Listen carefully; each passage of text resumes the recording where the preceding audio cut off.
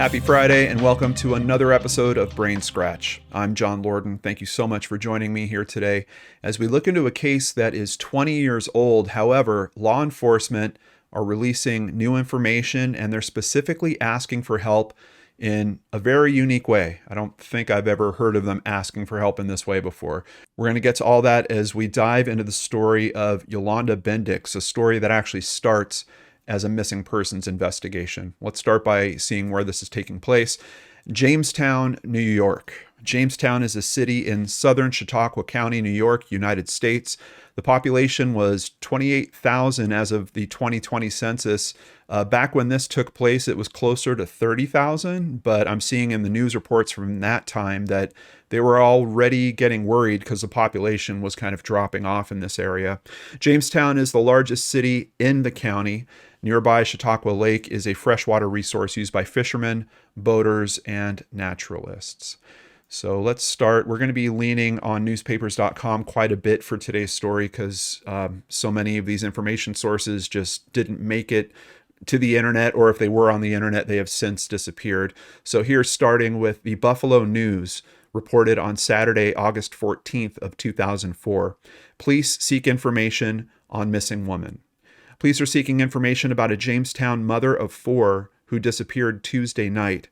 Yolanda Bindics, 25 years old, has been missing since closing the Family Dollar store on Fluvanna Avenue, where she worked, about 8:30 p.m. that day. Now, that time fluctuates a little bit. I think as the investigation kicked in, they were able to tighten up that time frame.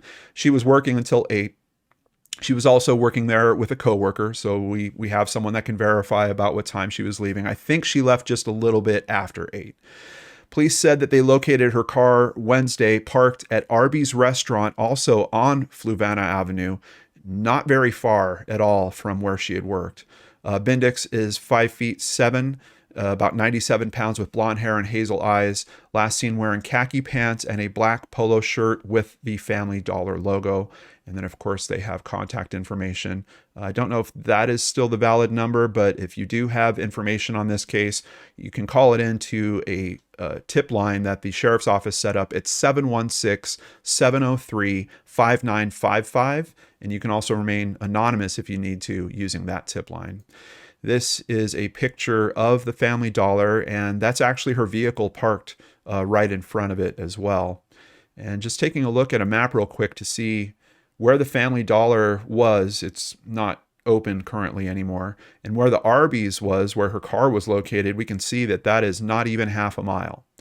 And what I'm curious about with that is, does that mean if this was done by a single perpetrator that they needed to stay within walking distance to get back to their vehicle? Did they do something to her in her vehicle, or did she meet someone at the Arby's? Was she going into this part of town for some reason?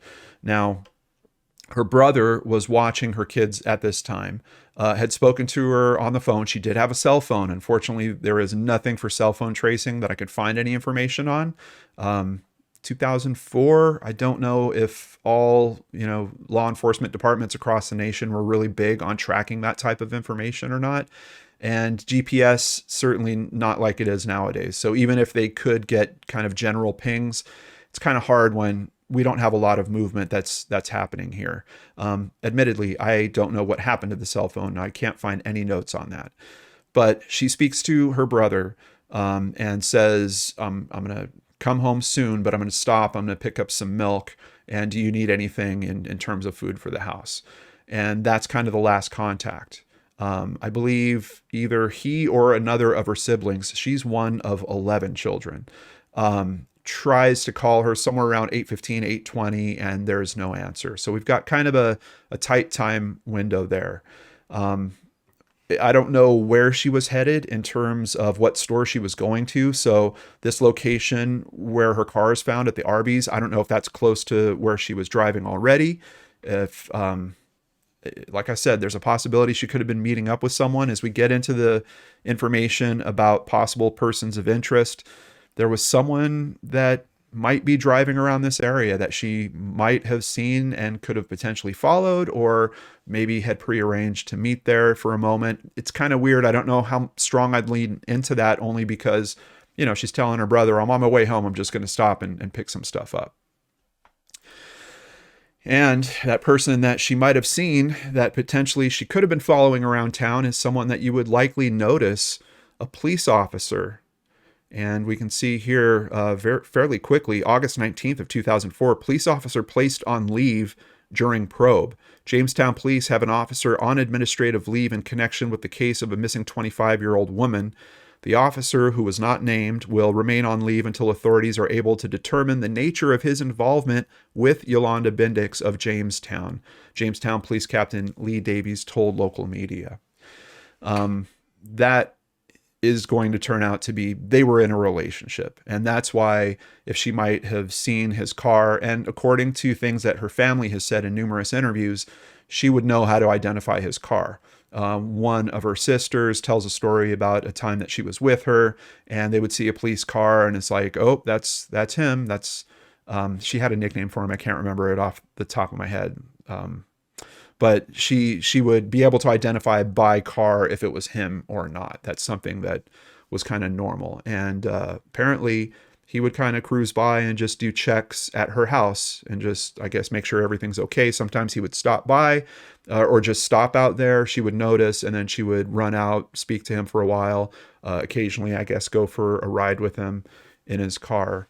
So fairly early in the investigation, we have this development where that police officer is placed on leave. Now, another important piece of information about this is he was working her case when she goes missing. And I think he worked it for at least a week. So there's some question about that. Was he doing that possibly to hide some evidence or something along those lines, or steer the investigation if he did have some form of involvement? Certainly something that I know a lot of people would be concerned about, including her family. Over at ABC News, a Jamestown police officer has been placed on administrative leave after admitting to having a relationship with Bindics. FBI agents will interview the officer. So FBI getting involved very early on with this case. Police said the officer is not considered a suspect in Bindics' disappearance. Bindics' disappearance is suspicious, though, they noted right off the bat. We're all really worried, her sister Christine Bindics told the Associated Press. Bindics described her sister as happy and said she enjoyed outings with her children, the most recent one to Chautauqua County Amusement Park the week before she disappeared. She loves those girls more than life itself, said her sister Christine. About 50 family members and other volunteers searched the area where Bindics' car was found, but they didn't find anything. Divers checked a nearby river and search dogs scoured a local landfill. There's a few different search areas that pop up in this kind of a gorge is one of them that's mentioned, kind of these large, vast areas. And I believe most of those are happening based on tips that's kind of coming into law enforcement, but those searches aren't really providing anything. Her daughters, ages 1, 3, 5, and 8, are staying with relatives. And this is a woman that, she came from a big family herself. Like I mentioned, she's one of 11, and at 25 years old, she's already got 4 kids. She's basically following in her mother's footsteps a bit. Interestingly, all 4 of those kids also have different fathers. And when we talk about someone that's going missing, there's always that question, is there someone close to her that might be involved in this in some way? And very soon, it'll be reported that a person of interest along those lines is identified. Person of interest in custody in Bindics' disappearance. Clarence C. Cart, believed to be the father of Bindics' youngest child, was apprehended in a traffic stop and arrested with the assistance of 4 police agencies, authorities said. Jamestown Detective Lieutenant Todd Isaacson said information was obtained that Cart may have been in the city Friday afternoon armed with a handgun. Cart was taken into custody without incident and his vehicle was impounded. Police did not comment further on the report that he had the handgun. Police did learn that Cart had an outstanding arrest warrant as a fugitive from Florida during their investigation. The warrant is for a probation violation. He was taken to the city jail pending arraignment, and he served more than 3 years in a New York State prison beginning in late 1997 on 2 burglary counts and a grand larceny charge, according to the Department of Correctional Services. He was paroled in July of 2001, and this is Clarence Cart here. So fairly early on, you can see law enforcement working this case pretty hard and being very forward about the fact that they've got two persons of interest, and they're being pretty clear why. Now, what happens in this one? Clarence Cart, 30 years old, the father of Bindics' youngest child, was briefly questioned in the case, but has since been returned to Florida to face unrelated charges. Police declined further comment. So it sounds like they just used the opportunity to get him in custody, interview him, and then they just handed him right off. And honestly, that's about all that we hear about his potential involvement with this case early on. At least that's publicly disclosed. Now, of course, 2004, we had a big occurrence that happened in terms of Hurricane Katrina. And with that, all of a sudden, water levels were rising everywhere, and something strange came out of the local sewers in Jamestown. A purse, lipstick, and keychain determined to be the property of Yolanda Bindics were found next to a scrapyard near 8th and Monroe Streets, offering police the first clues since her disappearance on August 10th. After receiving a tip about the items from a worker in the largely industrial neighborhood, police from several agencies and crews from the Jamestown Board of Public Utilities launched a search at 8 a.m. They found the lipstick and keychain with keys in a drain at 6th and Jefferson Streets. Because some items were found near storm sewers, utility crews used cameras to search those storm sewers and grates. The neighborhood was also searched from the sky.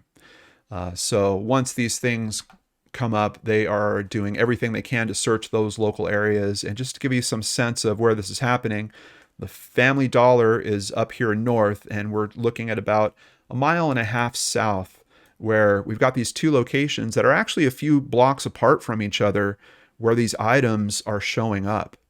And it sounds like it was a clear effort to try to hide these items in terms of throwing them into possibly drains. But keep in mind, Katrina is also going on around this. They might have moved.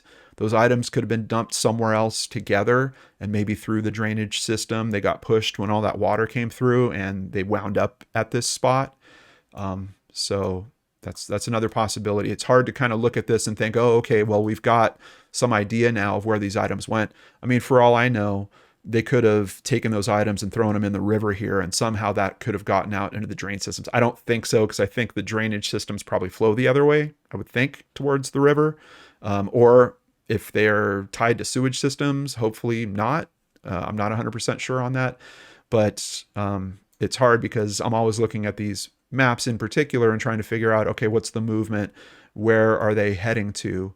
And this is a tough one to really lean on because we have that factor of Hurricane Katrina kind of affecting things around here. And these are her parents. Unfortunately, both her parents have passed away at this point. Her father died only, I think, about 5-6 years after this occurrence. Her mother passed away, I believe, in 2018 or 2019, somewhere around there. One of her 10 brothers and sisters, Margaret Ostrom, knows how she will mark the occasion. So they're basically talking about coming up on the first birthday since Yolanda has gone missing and how to deal with that. This year on her birthday, I'm going to have a star named after Yolanda. I want to do something meaningful, something that will be out there forever. If she comes home, I'll give her the certificate. If not, I'll put it in the scrapbook I made for her when we were little. So family trying to cope with the realities of their sister missing and the potential that she's not coming home, or at least that she's not coming home alive. Law enforcement being very clear that this situation does not look good. And it's interesting because sometimes we'll hear from law enforcement, hey, we don't have proof that there is a foul play situation that's going on here. Fairly early on here, they're saying, yeah, we think something's wrong with this case. And admittedly, they are being fairly tight-lipped with their information in terms of whatever evidence they have. Keep in mind, they found her car. Was there something in her car that kind of tipped them off? Was there some form of blood splatter or something that would allude to some injury that happened to her? We don't know. We still don't know to this day that level of detail. But we do have some of the family share more feelings here. Several family members in separate interviews expressed concerns about 3 of Bindics' former boyfriends and acquaintances. She had been physically abused by one and spent some time in a safe house for battered women with children. And she was scared of at least one former boyfriend, they said. At this point, there's no evidence of any criminal act, so there's nobody who is a suspect per se, said Captain Lee Davies. We haven't ruled out anybody. We're still interested in anyone who is associated with her. Does Davies believe that Yolanda could be alive? There's always a chance. It's definitely concerning, he said. We haven't found any evidence that there was any wrongdoing, but it's certainly concerning the manner in which she disappeared, the fact that her personal items were located later, and because she made no attempt that we're aware of to contact any family member. Of course, and keep in mind, this is someone that absolutely just adored her children, and she's got 4 kids that I think at this point, 3 of them wind up going to live with their father's families. A 4th one stays with one of her sisters. But it's kind of heartbreaking because, you know, the unifying factor for all those children is Yolanda, and then all of a sudden Yolanda's gone, and these siblings, you have to wonder, are they getting to see each other? How often is that? What does that do to that sibling bond that I can see seems really strong amongst Yolanda and her siblings, you know? And I know that's probably something that she wanted for her family as well. So it's just really grabs at you to think about all that. FBI offers reward in missing woman case. So FBI, we know they're involved fairly early on here. This is by October of 2004 still. They're basically offering a $20,000 reward. I believe that they have given a few rewards for a discovery that we're going to talk about at some point. Her body is found. So at this point, I do believe that it is $16,000 of the reward that is still available, but definitely a considerable amount of money. And what about that police officer? We mentioned him kind of briefly at the start. Well, here is a picture of him, and he will soon be identified in the press as well. In October of 2004, Buffalo News, Jamestown police officer Mike Watson was charged Monday with harassment, aggravated harassment, and stalking, all misdemeanors. Police Chief James McLaughlin said that the charges stem from incidents involving other women, but not Bindics. Watson was placed on administrative leave more than a month ago because of his relationship with Bindics. He's suspended without pay for the next 30 days and is free on $10,000 bond. So very concerning.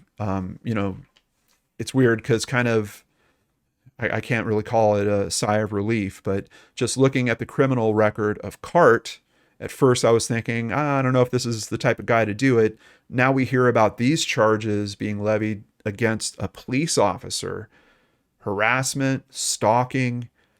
This story certainly seems to have a stalking element to it. But these were pretty serious charges. Grand jury indicted Watson on 7 counts of felony stalking, 4 counts of aggravated harassment. The indictment also contains an official misconduct charge accusing Watson of stopping one of the women's cars for reasons unrelated to police work, knowing that such act was unauthorized while he was on duty back on February 3rd of 2004. So fairly serious charges, and I think it's no accident that this stuff is uncovered. I think law enforcement is basically, once they hear about that relationship, they investigate this guy fully. They're talking to other people that are known with him, and all of a sudden, this stuff starts crawling out of the woodwork about other relationships, things that have gone on with other women around this. As a matter of fact, even other police officers that he might have been involved with as well. But a very important point comes up here at the Post-Star from an article on February 23rd of 2005. Ex-officer may have withheld information. A suspended police officer criminally charged with stalking and harassing women is accused in departmental proceedings of withholding valuable information about a mother of 4 who has been missing since August. So those other charges are all clear. They have nothing to do with Bindics. This article is talking about not charges that are happening in a courtroom, but they're talking about what's happening within his police department. Basically, the information that they're doing their own investigation and they are finding more information. And in that, they're saying, there's some information that apparently he was holding back. As a matter of fact, they're saying that they have 23 potential allegations of departmental misconduct happening around here, including sexual conduct with 2 female Jamestown Police Department employees and exposing himself to a jail matron in City Hall. The departmental charges involve a total of 7 women.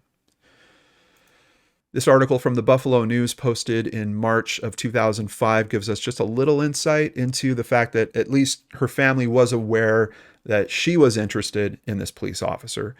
For almost 10 years, Yolanda Bindics had a crush on Watson. She called him her hunky-doody cop.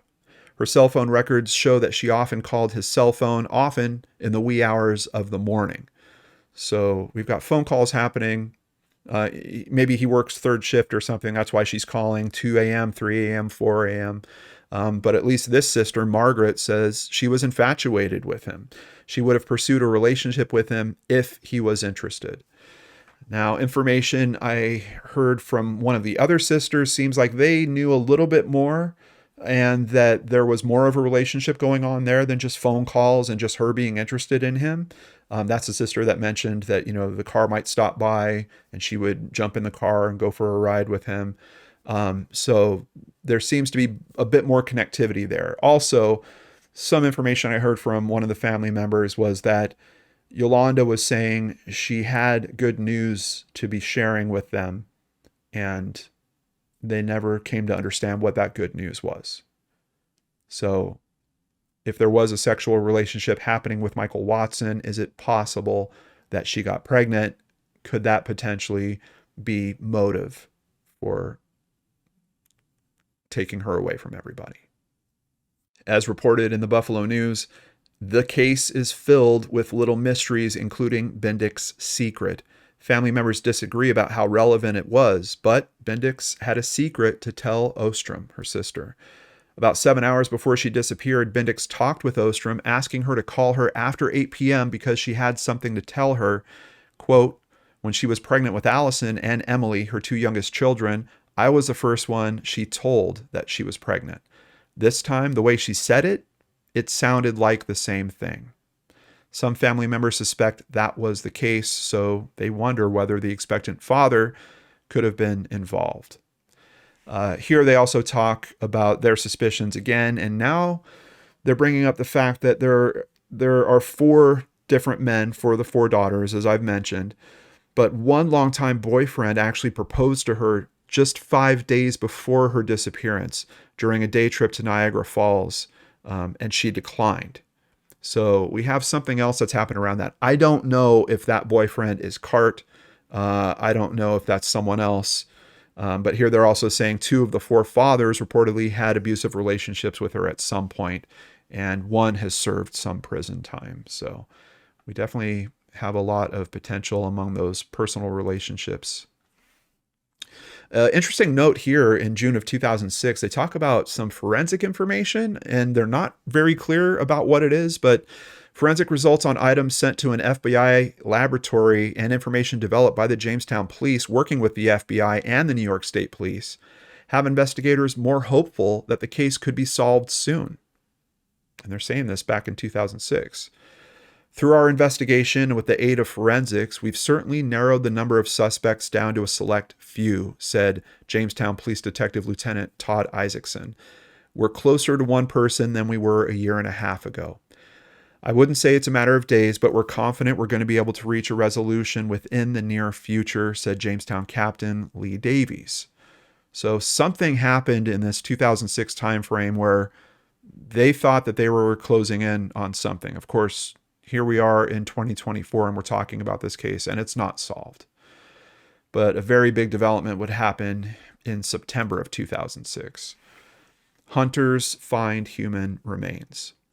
The skeletal remains of a young woman were found in a densely wooded area of Chautauqua County, where the disappearance of 2 women has stumped authorities.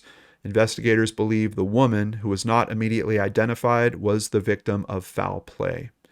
The remains found by hunters are those of a white woman in her 20s who is between 5'2" and 5'7". So obviously that fits Yolanda. There is one other woman missing in this area, and they're not sure at this point if it could be her. Her name is Lori Bova. Also, these two hunters are the ones that both were given a reward for making this discovery. They were effectively out there doing target practice. And the way one of Yolanda's sisters describes it, they were kind of coming back, and instead of staying on the trail, they decided to try to cut a straight line and went through kind of some of the more dense vegetation, and that's where they came across the remains. These remains are found, I keep hearing 30 miles in the descriptions from the family and stuff, but I've run we don't have an exact location. We kind of have a few different descriptions of where these remains were found. But Boutwell Hill State Forest is one of those descriptions. That's 20 miles. There was a road that was mentioned. I ran it that way. It was about 20 miles. But we've got a considerable distance. And once again, kind of to that point I was trying to make earlier, exact opposite direction of where her personal items were found.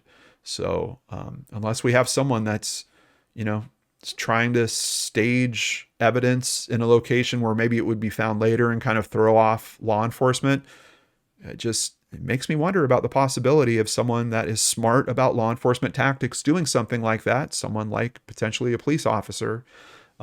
We have the body found just in the complete opposite direction here. And this is a photo from the search once the remains were found, and they're looking for additional information. I'm also just very curious about, they're clear that it's a foul play situation right from the get-go. And they also mention that it seems like some other things are found, but we have no idea what those things are. Is there possibly a weapon that was used? Was that found with this? Hopefully this case gets to trial at some point, and then we'll come to understand those details better. But for right now, all I can tell you is they know it's foul play. They found the body. They do confirm that it is Yolanda, and there's other information or other evidence found with that body. And here's some confirmation of it as reported by the Buffalo News in September of 2006. Evidence of foul play does exist, the authorities said, but they would not confirm that Bindics was a homicide victim. That makes some sense because at this point there's still analysis to be done, and it would be a medical examiner to make that determination. They do eventually make that determination, but as of the time of the writing of this article, they didn't know that yet. Sheriff's officials are working closely with Jamestown Police on the investigation. Authorities are awaiting additional results from the laboratory. There is DNA evidence, and we may know more by the end of this week, said Chautauqua County Sheriff Joseph A. Gerace. So more evidence, but we don't know exactly what it is. And then, of course, the family gets the heartbreak of this discovery. Any hope that they had of her coming home alive dashed. Yolanda Bindics was a wonderful mother, daughter, sister, aunt, and friend, her mother said in a statement crafted by the family. I, her mom, have several strong and painful questions related to her tragedy. I want to know what happened to our little girl. Did she suffer? How long? What was the actual cause of death? Why? Why Yolanda? We are confident our system will provide swift justice for our daughter, Yolanda Ann, in the near future. In any event, we sincerely thank all law enforcement involved for their tireless efforts and diligence and for their commitment and support to solve the case. Investigators have all but confirmed that they are focusing on one possible key suspect in the case, a person whom Yolanda Bindics knew. The scope of the investigation has been narrowed to a particular area and a particular person, said Lieutenant Todd Isaacson. The person that we're interested in knows we're interested in him. So we've been talking about two strong persons of interest at this point. Here in 2006, they're saying we have it narrowed down. We're down to one. Several strong statements in 2006 that make it sound like this case is going to get solved any day. And then there is just a vacuum of information. The news articles just stop. The years start ticking by. And all of a sudden, we're jumping to 2022. Now, what happens? Basically, there is a new department that is formed. They don't like calling it a cold case unit, so they're calling it an unsolved crimes unit. And as reported here at WIVB, investigators are close, we're hearing it again, to cracking a murder case that has haunted the Jamestown area for almost 2 decades.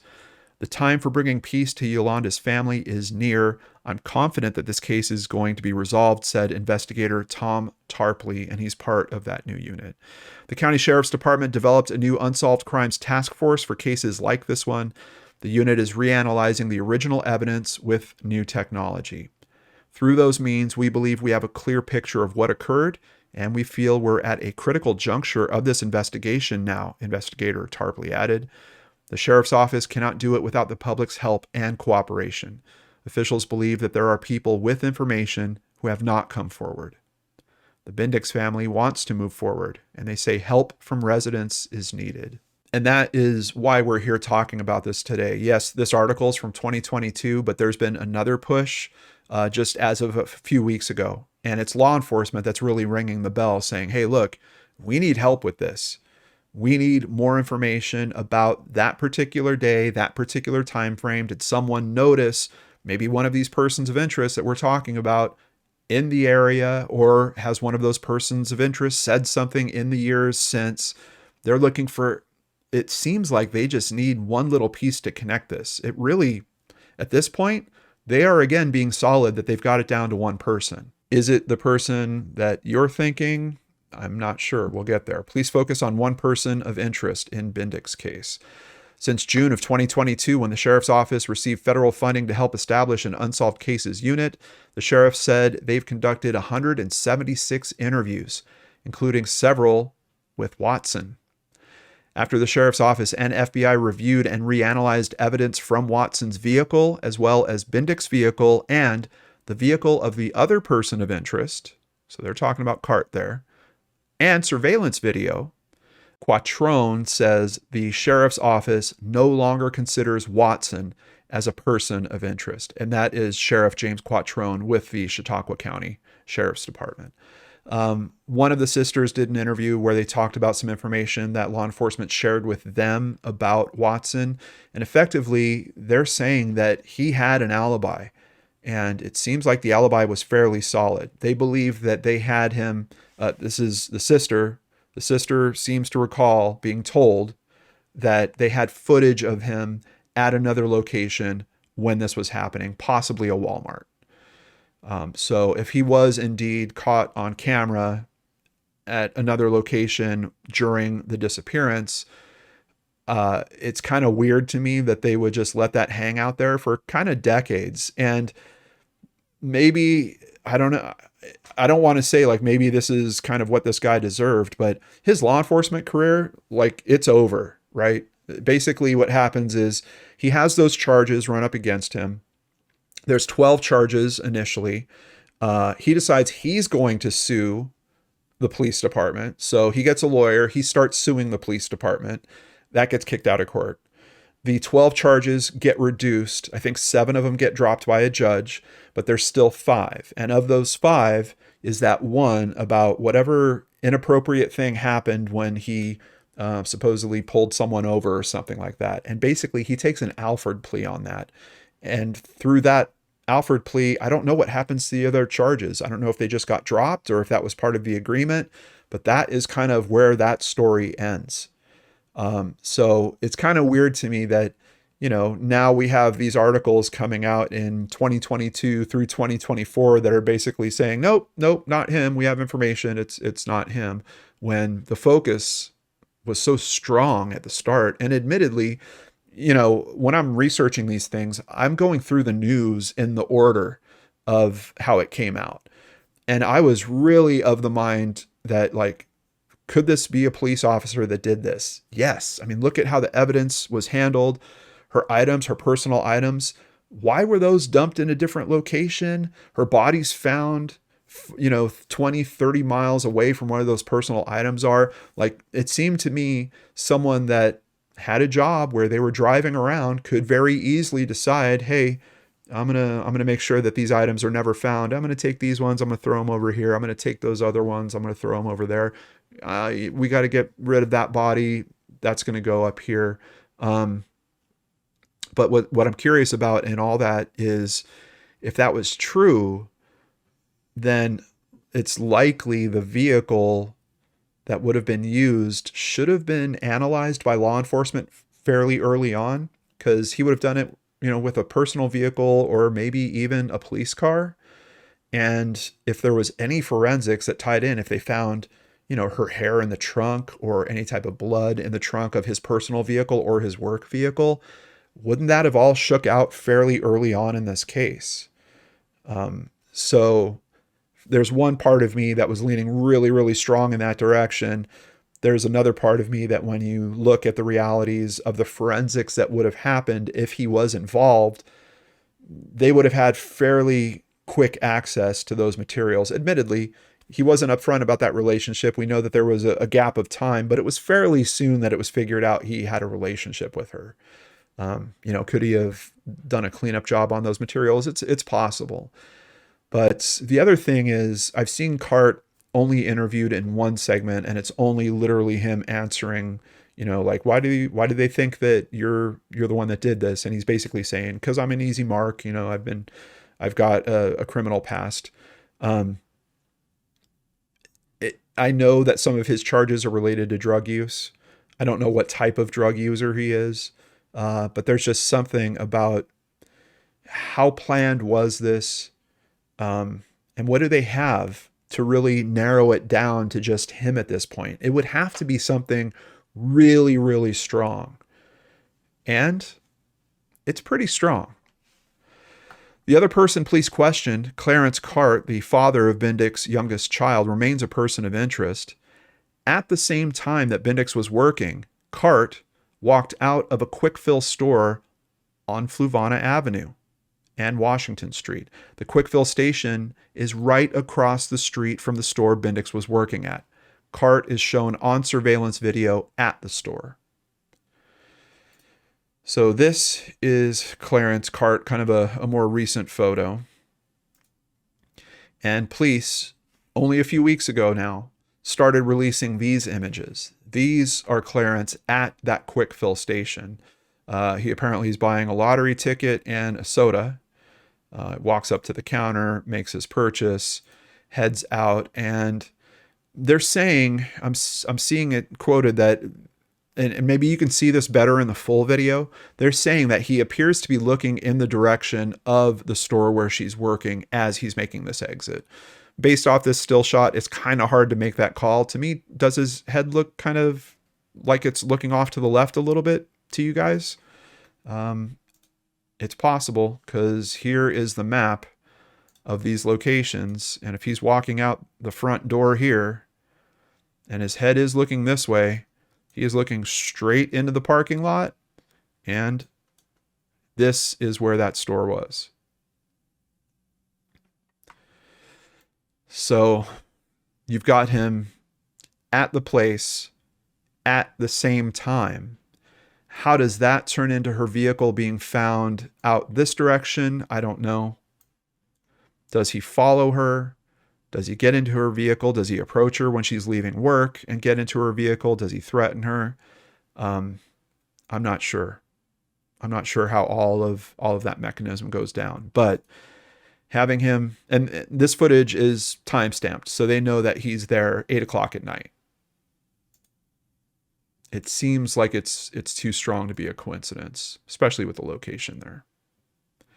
Also, he is driving, they're describing it as his girlfriend at the time's vehicle. This is that vehicle, a Durango.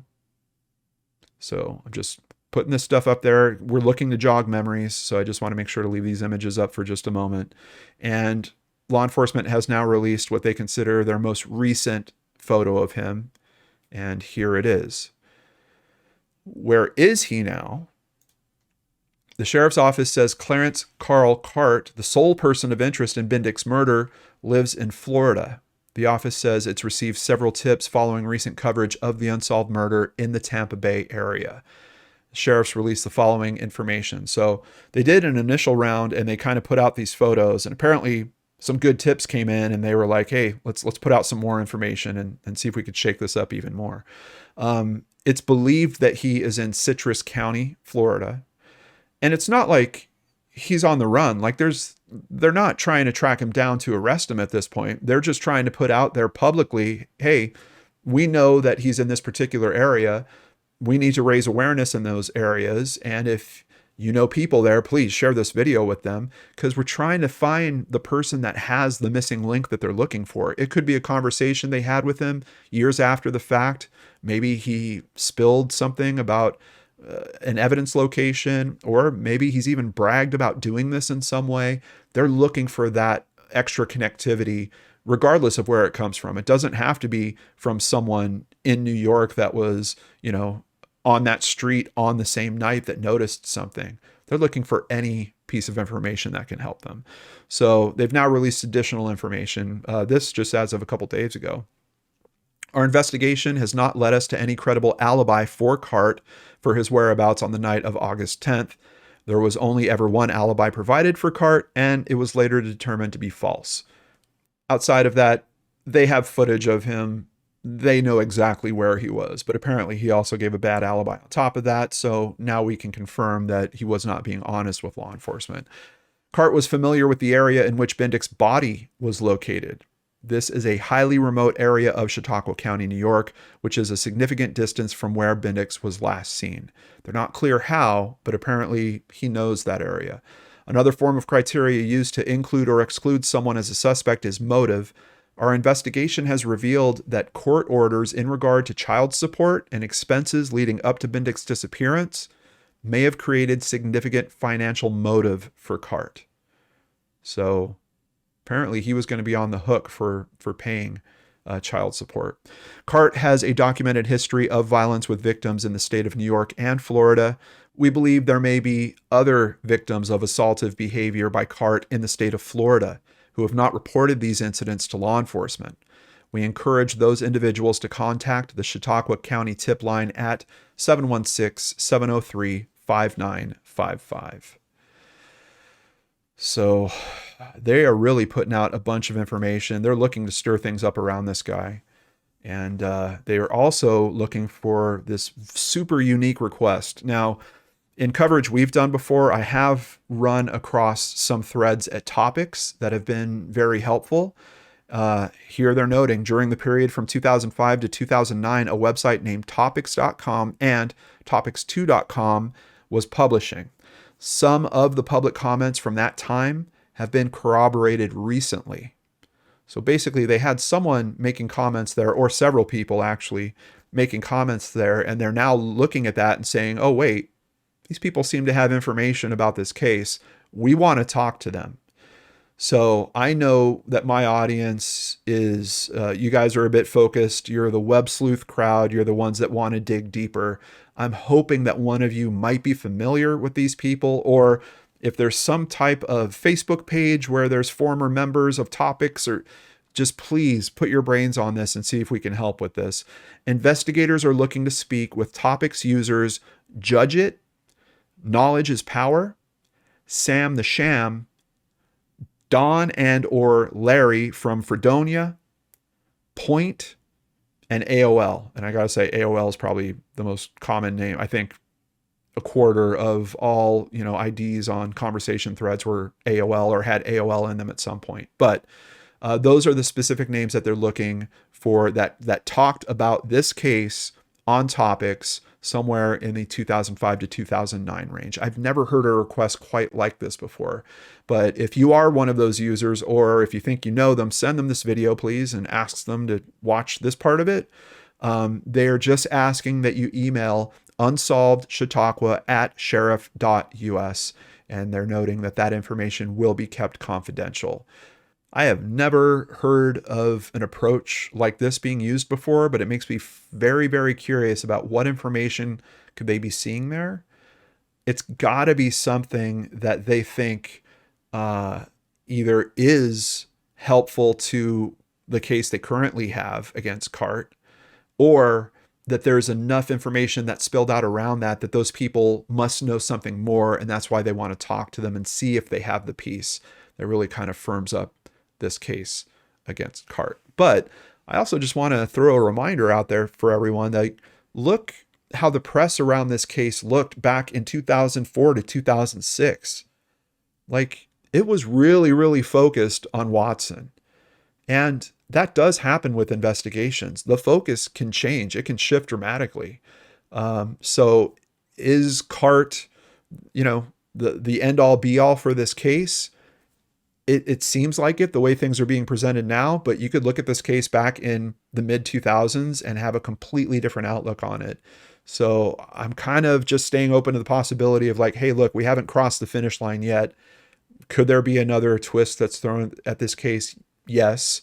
I would like to think that law enforcement has it kind of in shape and knows the direction they're heading in. And that's why they're being fairly confident this year in particular with putting this word out in this way, this strongly. But we just have to remember, look at this story from start to finish. I can't imagine the emotional roller coaster that this family has been on. And just that feeling of you want to blame someone, you want someone to be held responsible. And there's been two big people that you've been struggling with in terms of this whole thing. Unresolved feelings that you aren't sure what direction to put them in.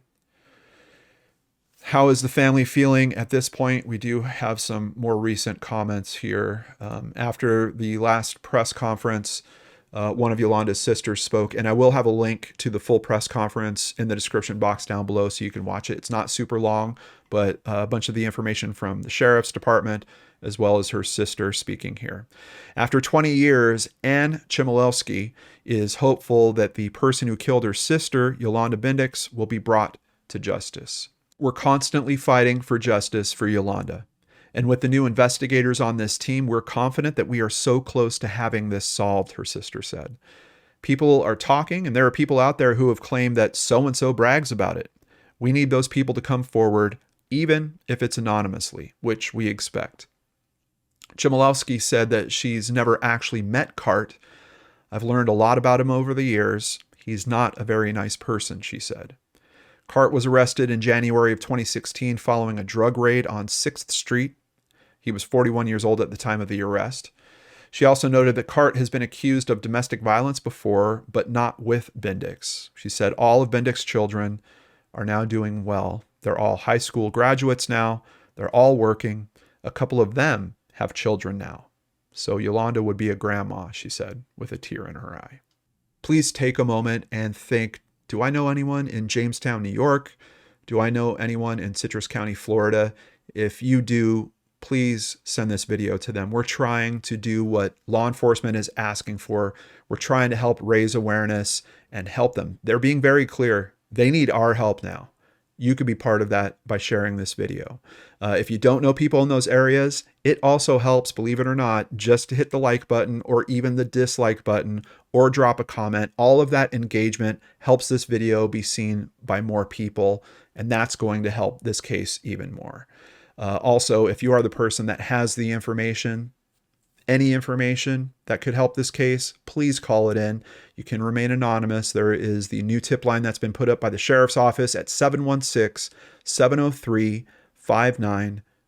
I want to take a moment to thank those of you that help keep us here helping these families year after year, and we always do it with limited commercials. There's one at the beginning, there's one after. We never interrupt our presentations because we want you to be able to stay focused on the case. We can only do that because of our amazing supporters. Thank you to PayPal supporters Brandy Fry, Hillary Green, Angela Welch Sola, and Amanda Beard. If you'd like to become one of those supporters, please visit LordanArts.com. There you can sign up for Patreon, sign up for PayPal, buy merchandise, or even just buy us a coffee like James Reed recently did. We really appreciate your help as we continue trying to help these families case after case, year after year.